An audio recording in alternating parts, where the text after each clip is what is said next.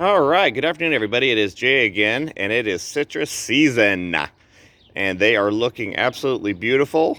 It is time for them to bloom and set their fruit, and you can see we've got some bees out here getting completely drunk in the pollen of these citrus trees. So we're going to go over citrus trees real quick, and we're going to see if we can save a couple of your citrus trees before summer comes on, because that's when a lot of the citrus trees are lost. All right, so yeah, the citrus are looking absolutely stunning. If we go through these trees, you can see they are absolutely saturated with their blossoms. I mean, there's so many blooms this year. It's blooms on top of blooms.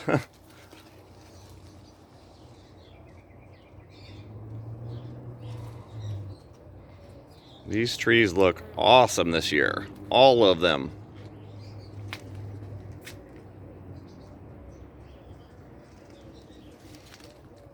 Every single tree I have here looks really, really, really good.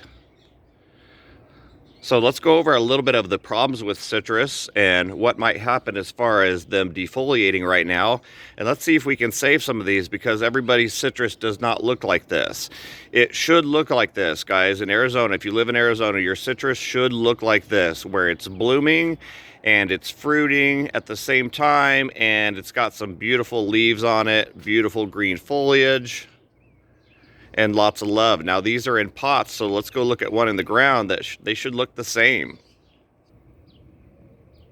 Okay, so here is one that I have in the ground. This one is called a Tango Mandarin, and look at all the fruit that this tree has set. Like, look at that little patch right there, and this thing just has branches and branches and blooms and blooms. But you can see that this one, obviously this one is in the ground.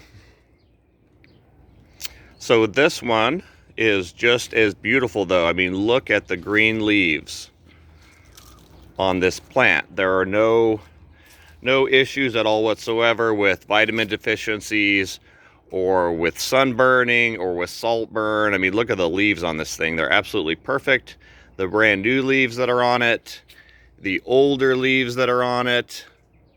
I mean, this tree just looks absolutely beautiful and a really good size. And like I said, this is a Tango Mandarin, and there might actually be a couple fruits left on this somewhere from last year. Yep, here we go.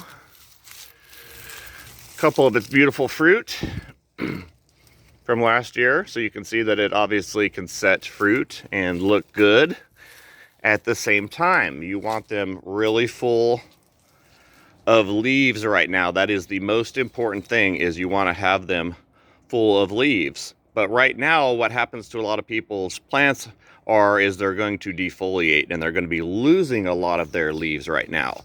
And the reason they lose a lot of their leaves is because usually they're in too much sun, and they're too small of a tree, and they're too fruitful, meaning they're putting on too much fruit to the expense of it not growing or losing some of its leaves. Okay, and this generally happens when trees are smaller. Okay, smaller plants.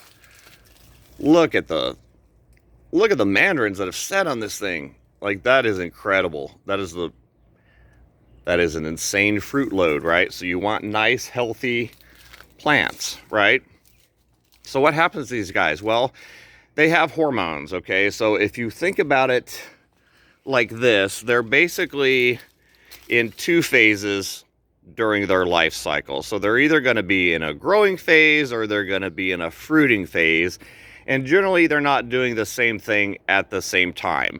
Usually you'll get that at the very beginning of the spring, like this, when you get a little bit of growth and you get a little bit of flower at the same time, but the tree is going to put on the fruit at the expense of the leaves. So a lot of people, during winter, you're going to get the first leaf drop, where a lot of the leaves are going to turn solid yellow and they're going to just fall off. And that's actually a good sign, because that just means that they were old, spent leaves. They were just getting a little bit older, and eventually they're going to turn solid yellow and they're going to fall off. But the leaves that are dropping right now are dropping because of this extra fruit load, because the tree really can't handle doing two things at once, right? So you want to give them extra water during this time period. And a lot of the trees are, I got an example, I think, what a lot of the trees in the valley sort of look like right now. All right, on the way there, I'm going to kind of touch on this. This is another mandarin, so this is a gold nugget mandarin. And as you can see, they do just fine out here in the full sun. So it's not the sun that's getting them. In fact, behind this one, a big citrus. You got tall on me. Behind this one is a metal wall. You can see that blue metal wall, right? So it gets pretty hot behind this guy. And actually this one is also super saturated with blooms and fruit. And you can kind of see already that the leaves are already turning a slight lime green or bronze, even the brand new ones, because they're adapting that color to the color that they need depending on where they are. So the ones that were darker green I showed you earlier, those get some afternoon shade. This one out here, it gets full sun pretty much all the time, so his leaves are going to be just this kind of slight off green, this kind of lime green color, right? They're going to be this way out here in the full sun. Now let's head back over here to this one I wanted to discuss, because I've got one over here that probably looks like a lot of the trees look like in the valley, and it's this one here. So you can kind of see that this one has lost a lot of those leaves, right? So not much canopy here on this one. We've got a few blooms, we've got a few leaves, we've set the fruit on some of these, and now what's to happen? Well, we're getting towards April. It's getting hot, right? So you kind of have two choices of what to do if you have a citrus tree that looks like this one does. I hope you guys can kind of see that this one is kind of sparse, especially even compared to this is one that's right next to it, right? Well, this one doesn't have any fruit because I picked the fruit off of this one.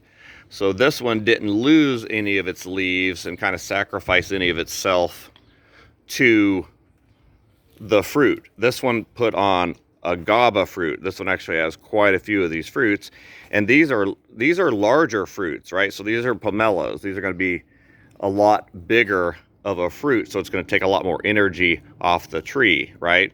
So you basically have two choices at this point of what you can do now to save this tree. The first thing you're going to have to do is give them extra water.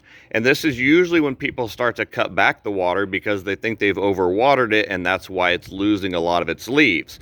So they turn the water off of it right now, which really kind of means death to a tree that looks in this condition, right? So you want to give them extra water. What that's going to do is that's going to flush out all of its new growth again. It's used so much energy and water to produce and set these few fruit that it has on it that, like I said, it's sacrificed the leaves now. So now you have to really pump back the water into the plant, and in order to get it to stimulate its new growth again, so it gets a whole bunch of more of these new leaves and branches right here that'll now cover the framework and structure of this tree. Because what's happening is not having any leaves on it is now allowing the sun to come in here and burn these twigs and branches, whereas before the sun wouldn't even penetrate that canopy because it's going to be super thick like on your other citrus trees. So what it is it's a matter of that sunlight getting back into this frame structure of this tree, right? You can see how many open spots are left on this, right?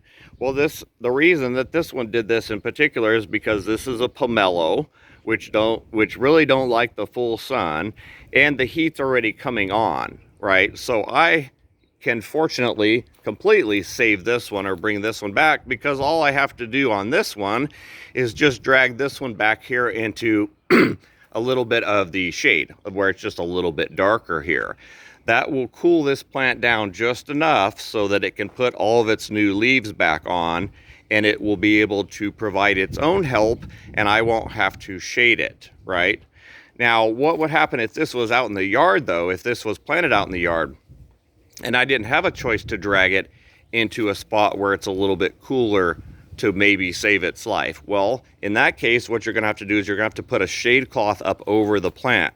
If you've planted it already, you're going to have to put at least 2 sides with shade cloth to provide a little bit of help for this thing to put its leaves back on and cool itself down for the summer, because summer is right here, right? And if you leave it in this condition, I can tell you exactly what's going to happen, and that's these branches are going to start to die back, and they're going to start to get snappy, and one branch will go, then the next branch will go, then the next branch will go, and eventually you have complete collapse of the tree because you've burnt basically every stem and every branch and every leaf, and all you end up with eventually is this little trunk. And then people wonder why they've got a citrus tree for 12 years and it's never really grown. It's because you haven't been observant and watching when it's getting some damage like this one. So this is sort of completely normal depending on which varieties that you're getting, and especially if you're talking smaller trees, because smaller trees have not adapted to the climate here yet, and of course they're going to shed a lot of those leaves.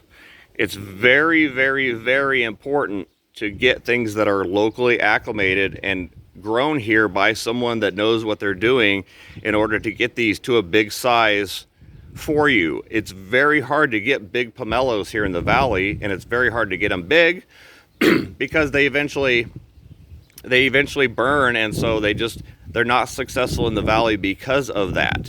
But there are definitely ways in which to get them more successful.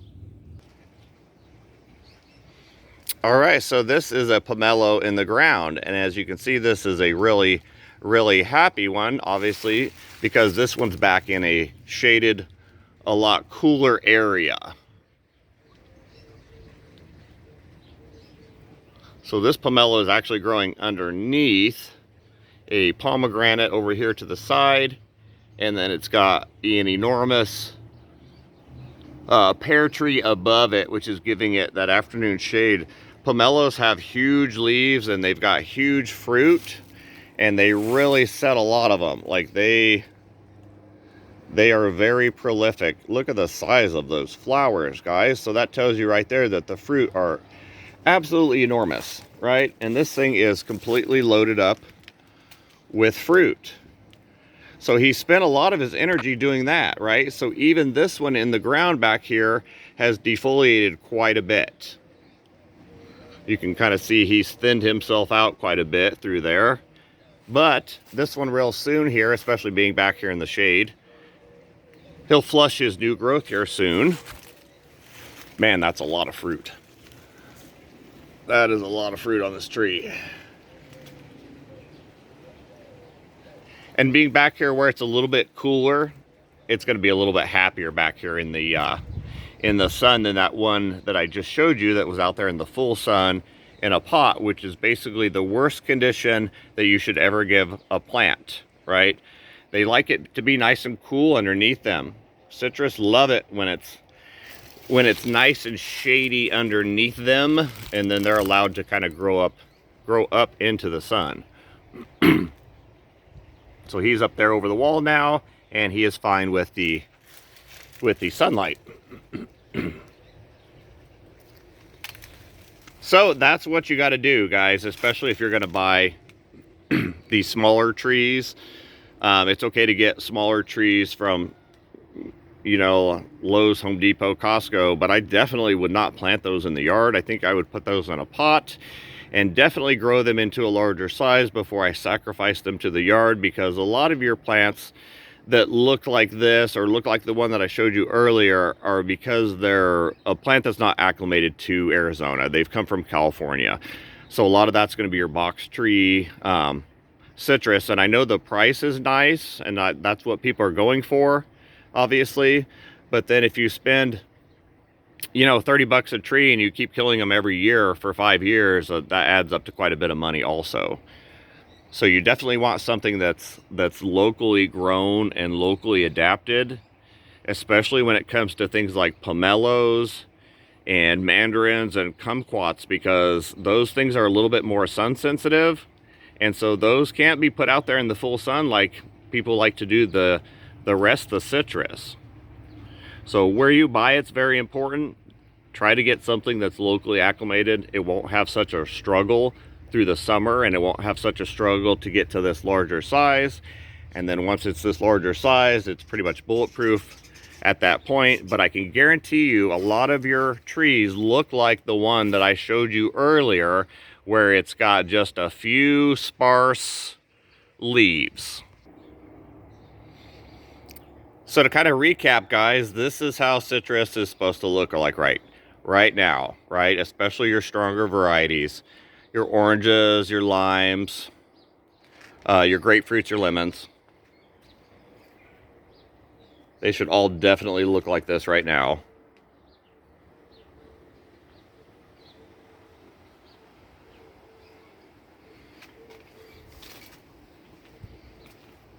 And we'll go back over to that example of what they're not supposed to look like, because I really pretty much just have the one. Okay, so to recap here, a lot of your citrus probably look like this, right? They're going to start looking worse, especially if you don't do something about it. I can tell you what's going to happen next is you're going to continue to lose a lot of these leaves, and then you're going to see these branches go from green to tan to brown, and then they're going to dry up and snap off. You're going to start losing branches towards the tips. You're going to start losing them down into the core, right? And then eventually that trunk is going to be exposed to the sun, and then it's going to sunburn, and then once it's gone, pretty much the plant is gone. So to kind of recap for success on Arizona, one would be to buy on the best rootstock that you can buy, which would be on sour orange. Now, I know that's not available everywhere, but that's your best bet. Not everything is grafted to sour orange, so you're going to have to get some other rootstocks and get good at growing if you want some other citrus, because not everything comes on that one, which is really, really easy. The second thing you're going to want to do, so rootstock is one. Second is size. Size matters. I wouldn't put anything in the ground that had under a 1-inch trunk. Absolutely nothing in Arizona, period, point blank, hot, cold, they just don't make it. They got to be an inch trunk. So if you want to buy these smaller trees, that's okay, but you're going to have to do what I do, and that's put them into a bigger pot and become a nursery and grow them to a larger size, and then plant them once they're of a larger size, because they will make it, right? So size matters, rootstock matters, and then of course locally acclimated matters. The more it's adapted, the better. So this one, you don't see the phases that I go through to get this adapted. Well, one is obviously getting it out here, letting it burn a little bit, lose some leaves, drag it back into the shade, let it put its leaves back on, drag it back into the sun, put it leaves back, fry the leaves a little bit more, put it back into the shade, and then it's this whole back and forth deal until you get them out here in the full sun, and now they can take it because they're a lot larger. Of course, you probably can't see these because the sun's probably blowing these out, but these are a lot larger, and so they can handle it now. Just full blooms. These are all Oro Blancos here, but yeah, they'll take the full sun because they're a lot bigger tree. These are above my head. So stronger, fuller, way more leaves, and real nice branching structure, and real nice trunk on these.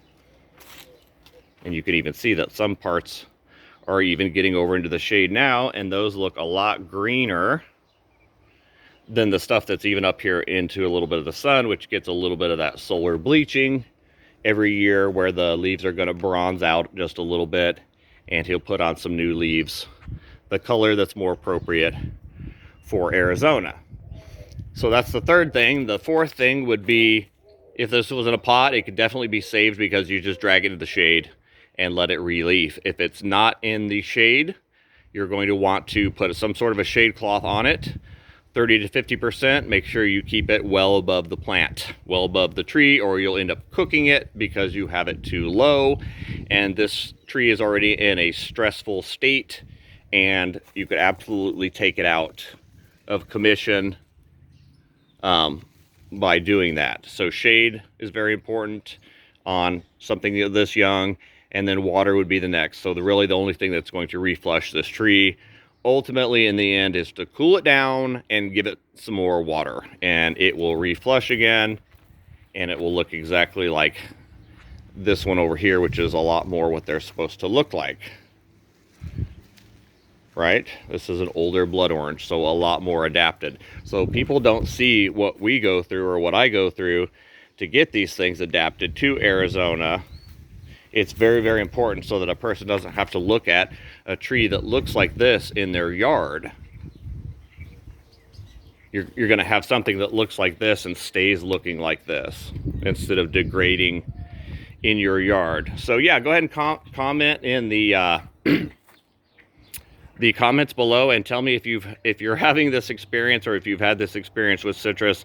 I can guarantee you it's happening to a very large portion of you in the valley right now, and you're freaking out, and a lot of it's just because you're not from here and you haven't seen this happen before.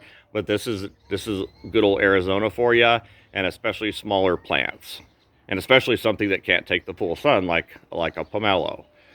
All right, guys. I think I included everything in this. This was just a video from a Facebook post about somebody losing their citrus trees and defoliating, and they looked like crap right now, and they needed to save them. So I figured I got a pretty good example of one out here. All the other citrus look really good, but there's this kumquat. But I had that good example of that one because I knew I had this pomelo, and if I had a Buddha's hand citron or a citron, it would look the same. It would look just like this, being out here in the sun. All right, guys, I think I included everything. Hopefully got it all in there. Water's the most important, and feeding isn't so important until you get the health back on this tree. Think about it being like sick in the hospital, and feeding it ain't gonna do shit, guys. Like, you can feed it all day long if you want, but it's really the water that's going to help these guys out. All right, guys, I think that's it. Thank you for watching.